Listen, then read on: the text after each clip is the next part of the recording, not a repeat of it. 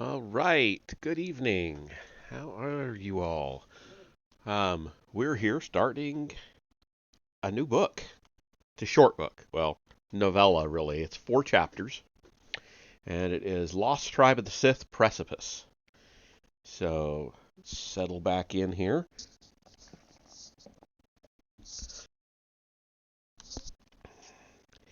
and jump right into it.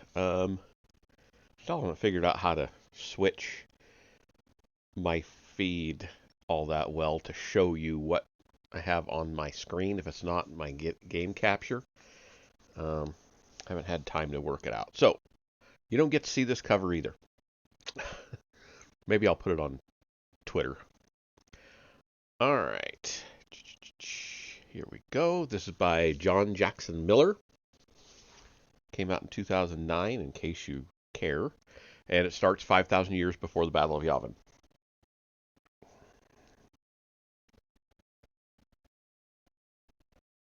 Okay. Lowjoy, give me something. Scrambling to his feet in the darkness, Commander Corson craned his neck to find the hologram. Thrusters, attitude control, I'll take parking jets. A starship is a weapon, but it's the crew that make it deadly. An old spacer's line, trite but weighty enough to lend a little authority. Corson had used it himself on occasion, but not today. His ship was being deadly all on its own, and his crew was just along for the ride.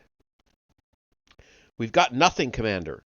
The serpent-haired engineer flickered before him, off kilter and out of focus.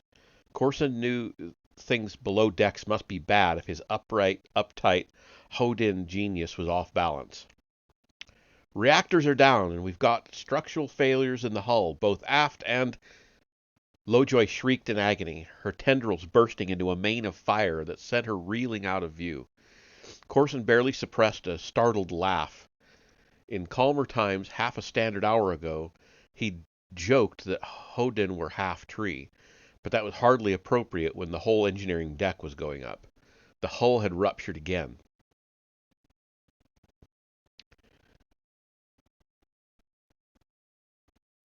Okay. Sorry. Got some weird formatting stuff. This is the Kindle version of it, and it's got some weird formatting. The hologram expired, and all around the stocky commander, warning lights danced, winked, and went out. Corson plopped down again, clutching at the armrests. Well, the chair still works. Anything, anybody. Silence, and the remote grinding of metal. Just give me something to shoot at. It was Gloyd, Corson's gunnery officer, teeth shining in the shadows. The half smirk was a memento from a Jedi lightsaber swipe years earlier that just missed taking the Hook's head off. In response, Gloyd had cultivated the only wit aboard as acidic as the commander's own, but the gunner wasn't finding much funny today. Corson read it in the brute's tiny eyes. One close call is all. Corson didn't bother to look at the other side of the bridge. Icy glares there could be taken as a given, even now when Omen was crippled and plummeting out of control. Anybody? So if you'll remember from the other book that we just finished, Omen, there was Omen and Harbinger, and um, they damaged the hyperdrive on Harbinger, and it crashed into Omen and damaged it right at the beginning of the Harbinger way forward in time to where the other book took place. So Omen, we're picking up where it's now damaged, and yeah. So, in case you didn't remember Omen.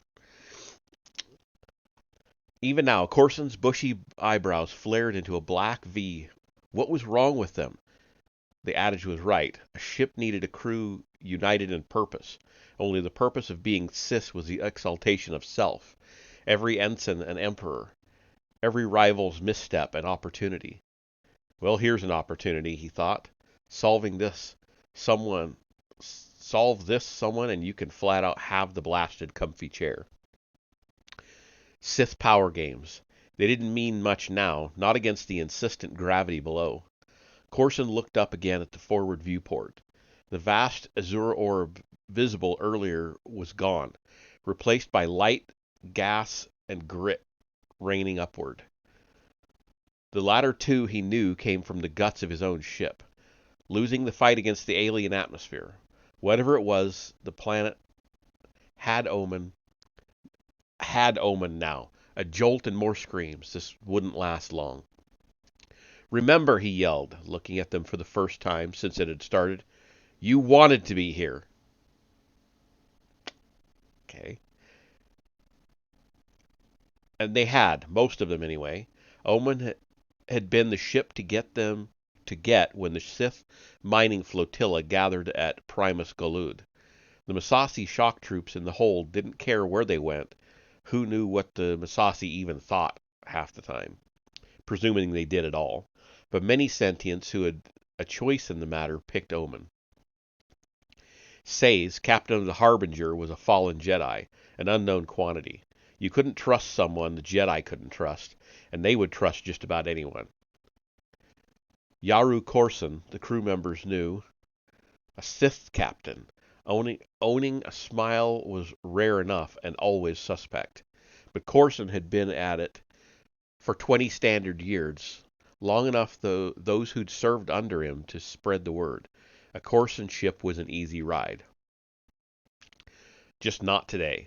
Fully loaded with lignin crystals, Harbinger and Omen had readied to leave Fagan 3 for the front when a Jedi starfighter tested the mining fleet's defenses.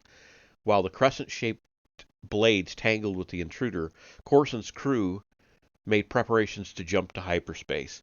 Protecting the cargo was paramount, and if they managed to make their delivery before the Jedi turncoat made his, well, that was just a bonus. The blade pilots could hitch back on Harbinger. So, there you go. That's what I was talking about. Only something had gone wrong. A shock to the Harbinger, and then another. Sensor readings of the sister ship went nonsensical, and Harbinger yawed dangerously toward Omen.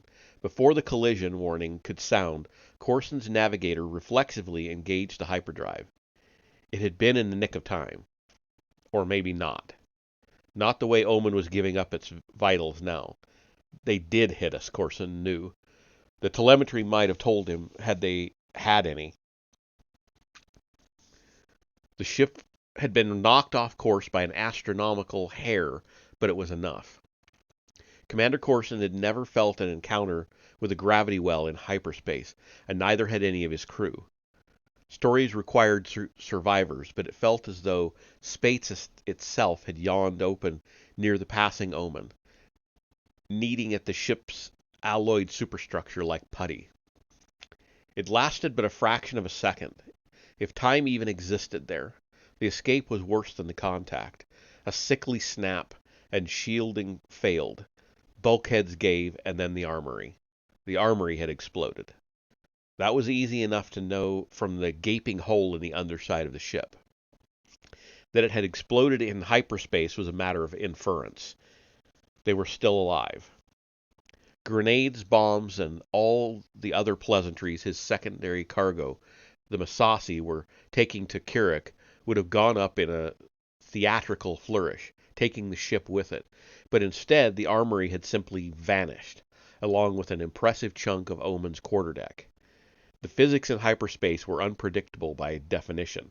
Instead of exploding outward, the breached deck simply left the ship in a seismic tug.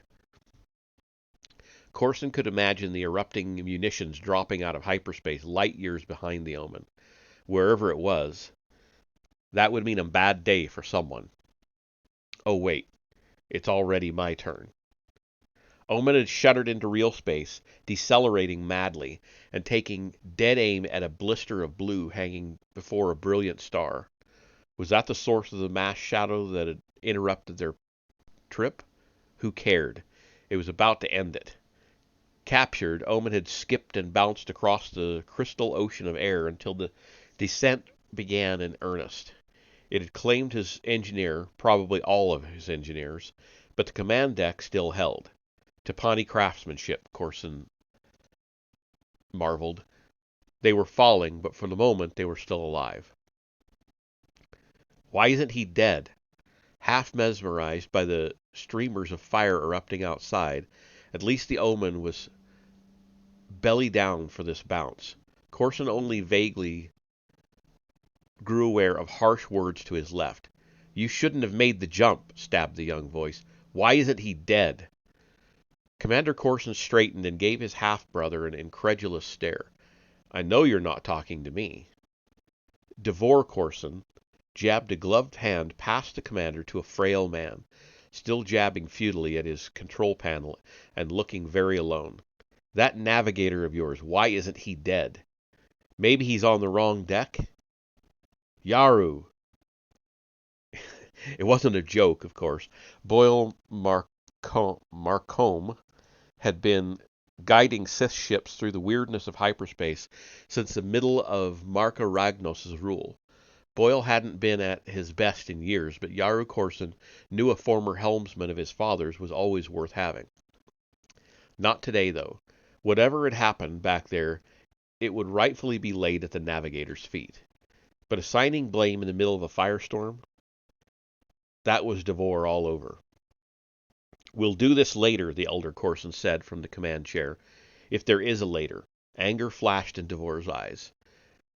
Yaru couldn't remember even ever seeing anything else there. The pale and lanky Devore little resembled his own ruddy, squat frame.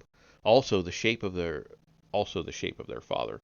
But those eyes and that look, those could have been a direct transplant. Their father. He'd never had a day like this. The old spacer had never lost a ship for the Sith Lords. Learning at his side, the teenage Yaru had staked out his own future until the day he became less enamored of his father's footsteps. The day when Devore arrived, half Yaru's age, son to a mother from another port on another planet, and embraced by the old admiral without a second thought. Rather than find out how many more children his father had out there to vie for stations on the bridge, Cadet Corson appealed to the Sith Lords for another assignment. That had not been a mistake. In 5 years he made captain. In 10 he won command of the newly christened Omen, over a captain many years his senior. His father hadn't liked that. He'd never lost a ship for the Sith Lords, but he'd lost one to his son. But now losing the Omen was looking like a family tradition. The whole bridge crew, even the outsider Devore, exhaled audibly when the rivulets of moisture replaced the flames outside the viewport. Omen had found the stratosphere without incinerating, and now the ship was in a lazy saucer spin through clouds heavy with rain. Corson's eyes narrowed. Water? Is there even a ground? The terrifying thought rippled through the minds of the 7 on the crew at once, as they watched the transparisteel viewport bulge and warp. Gas giant. It took a long time to crash from orbit, presuming you survived re-entry. How much longer if there was no surface? Corson fumbled aimlessly for the controls set in his armrest. Omen would crack and rupture, smothered under a mountain of vapors. They shared the thought, and almost in response, the straining portal darkened. All of you, he said, heads down and grab something now. This time they did as told. He knew, tie it to self-preservation, and a Sith would do anything. Even this bunch. Corson clawed at the chair, his eyes fixed on the forward viewport and the shadow swiftly falling across it. A wet mass slapped against the hull. Its spindly form tumbled across the transparisteel, lingering an instant before disappearing. The commander blinked twice. It was there and gone, but it wasn't part of his ship. It had wings. Startled, Corson sprang from his seat and lurched toward the viewport. This time the mistake was certifiably his. Already stressed before the mid-air collision, the transparisteel gave way. Shards weeping from the ship like shining tears. A hush of departing air slammed Corson to the deck plating. Old Marcombe tumbled to one side, having lost hold of his station. Sirens sounded. How were they still working? But the tumult soon subsided. Without thinking, Corson breathed. Air! It's air! Devore regained his footing first, bracing against the wind. Their first luck. The viewport had mostly blown out, not in, and while the cabin had lost pressure, a drippy, salty wind was slowly replacing it. Unaided, Commander Corson fought his way back to his station. Thanks for the hand, brother. Just a reprieve, Gloyd said. They still couldn't see what was below. Corson had done a suicide plunge before, but that had been in a bomber, when he'd known where the ground was. That there was a ground. Once restrained, doubts flooded Corson's mind, and Devore responded. Enough, the Crystal Hunter barked, struggling against the swaying deck to reach his sibling's command chair. Let me at those controls. They're as dead for you as they are for me. We'll see about that, Devore reached for the armrest, only to be blocked by Corson's beefy wrist. The commander's teeth clenched. Don't do this. Not now. A baby screamed. Corson looked quizzically at Devore for a moment before turning to see Sela in the doorway, clutching a small crimson-wrapped bundle. The child wailed. Darker skinned than either of them, Sela was an operative on Devore's mining team. Corson knew her simply as Devore's female. That was the nicest way to put it. He didn't know which role came first. Now the willowy figure looked haggard as she slumped against the doorway. Her child, bound tightly in the manner of their people, had worked a tiny arm free and was clawing at her scattered auburn hair. She seemed not to notice. Surprise, was it annoyance, crossed Devore's face. I sent you to the life pods. Corson flinched. The life pods were a non-starter, literally. They'd known that back in space when the first one snagged on its stubborn docking claw and exploded right in the ship's hull. He didn't know what had happened to the rest, but the ship had taken such damage to its spine that he figured the whole array was a probable loss. The cargo hold, she said, gasping as Devore reached her and grasping her arms. Near our quarters. Devore's eyes darted past her down the hallway. Devore, you can't go to the life pods. Shut up, Yaru. Stop it, she said. There's land. When Devore stared at her blankly, she exhaled and looked urgently toward the commander. Land! Corson made the connection. The cargo hold. The crystals were in a hold safely forward from the damage, in a place with viewports angled to see below. There was something under all that blue after all, something that gave them a chance. The port thruster will light, she implored. No, it won't, Corson said. Not from any command on the bridge, anyway. We're going to have to do this by hand, so to speak. He stepped past the ailing Marcombe to the starboard viewport, which looked back upon the main bulge of the ship trailing aft. There were 4 large torpedo tube covers on either side of the ship, spherical lids that swiveled above or below the horizontal plane, depending on where they were situated.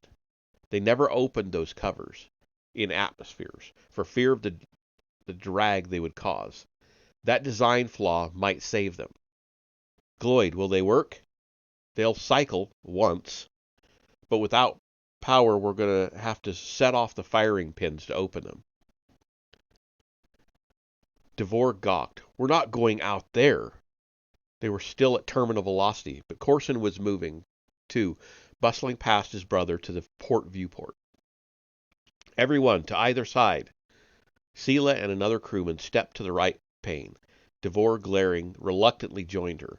Alone on the left, Yaru Corson placed his hand on the coldly sweating portal.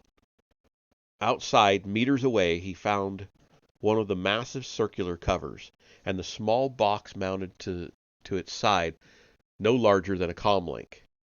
It was smaller than he remembered from inspection. Where's the mechanism? There. He reached out through the force. Careful.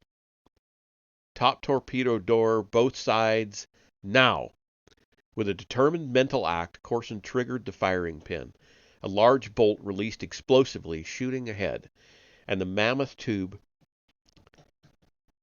cover moved in response, rotating on its single hinge. The ship, already quaking, groaned loudly as the door reached its final position, perched atop the plane of the Omen like a makeshift aileron. Corson looked expectantly behind him, where Sela's expression assured him of a similar success on her side. For a moment, he wondered if it had worked. Boom! With a wrenching jolt that leveled the bridge crew, Omen tipped downward. It didn't slow the ship as much as Corson had expected, but that wasn't the point. At least they could see where they were going now, what was below. If these blasted clouds would clear. And once he saw it, land indeed, but more water. Much more. Jagged, rugged peaks rose from a greenish surf, almost a skeleton of rock lit by the alien planet's setting sun, barely visible on the horizon. They were rocketing quickly into night. There wouldn't be much time to make a decision. But Corson already knew there was no choice to be made. While more of the crew might survive a water landing, they wouldn't last long when their superiors learned their precious cargo was at the bottom of an alien ocean. Better they pick the crystals out from among our burned corpses. Frowning, he ordered the starboard side crew to activate their lower torpedo doors. Again a violent lurch, and Omen banked left, angling toward an angry line of mountains. Rearward, a life pod shot away from the ship and slammed straight into the ridge. The searing plume was gone from the bridge field of view in less than a second.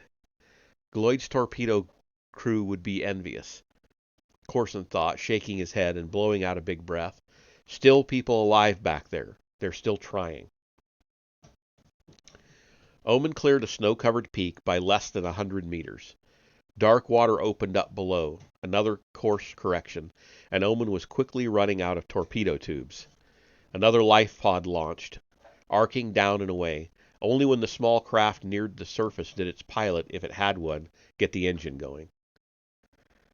The rockets shot the pod straight down into the ocean at full speed. Squinting through sweat, Corson looked back at his crew. Depth charge.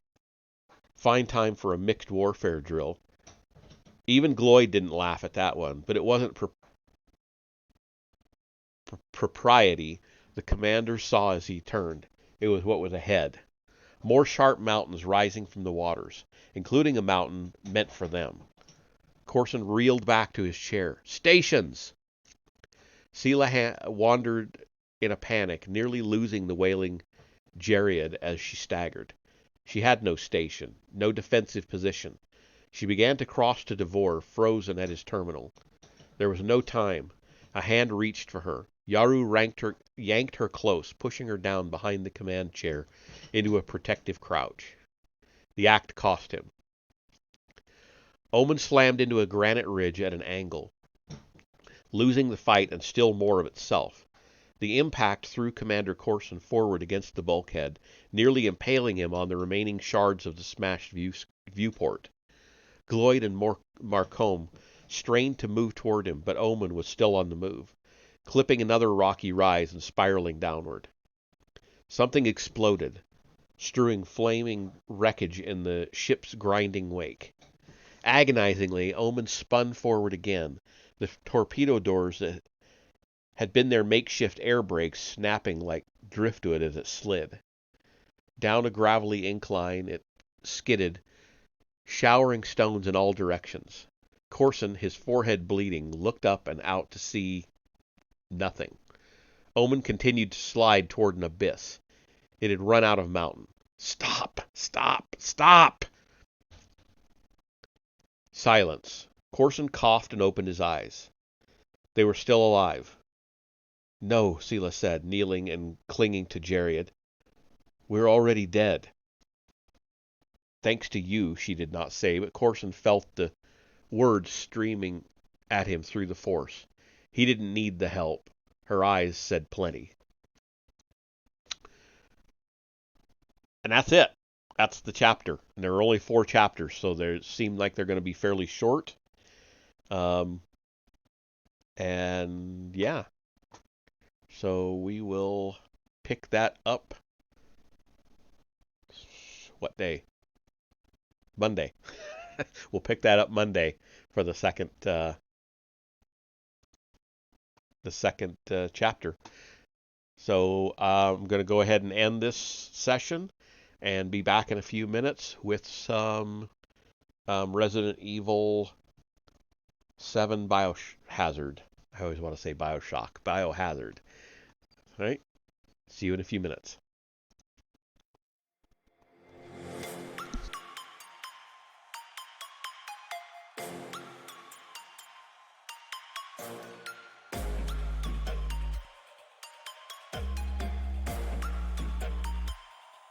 Prepare to die.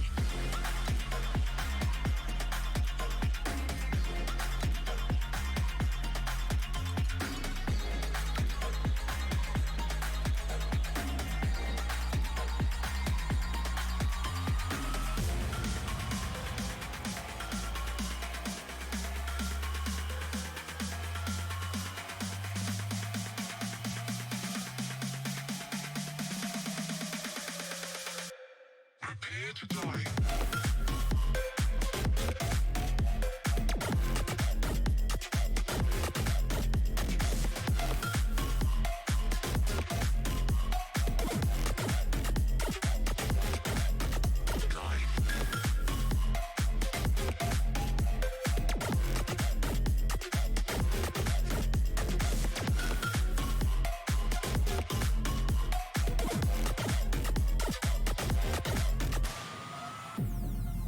Welcome to a whole new world.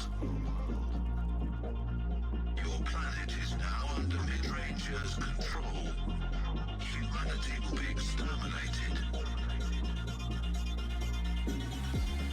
If you hear this message, do not try to leave. Do not try to fight. Do not try to resist. You will be eliminated.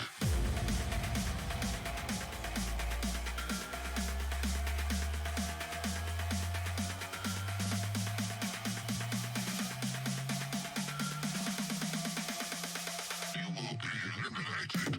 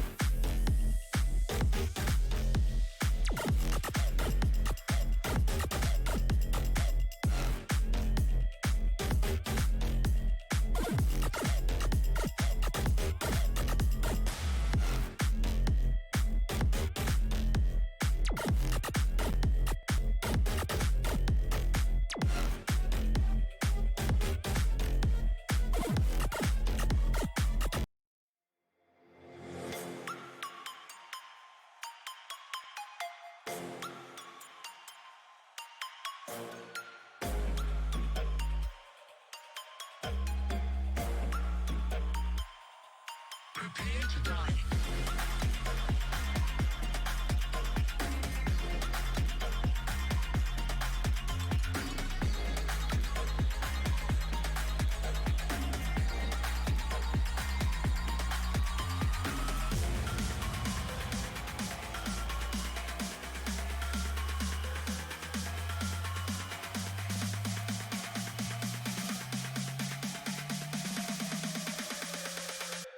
Prepare to die.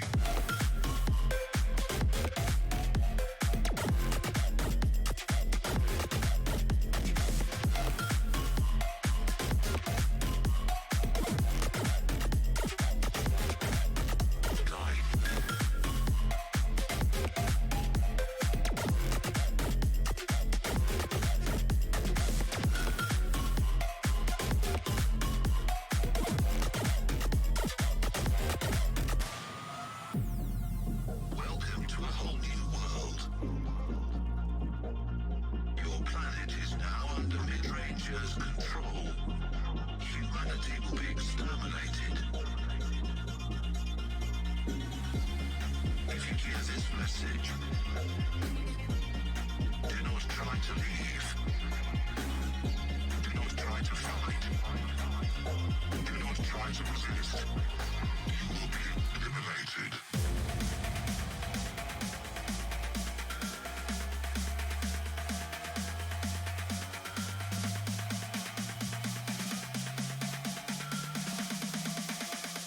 You will be eliminated.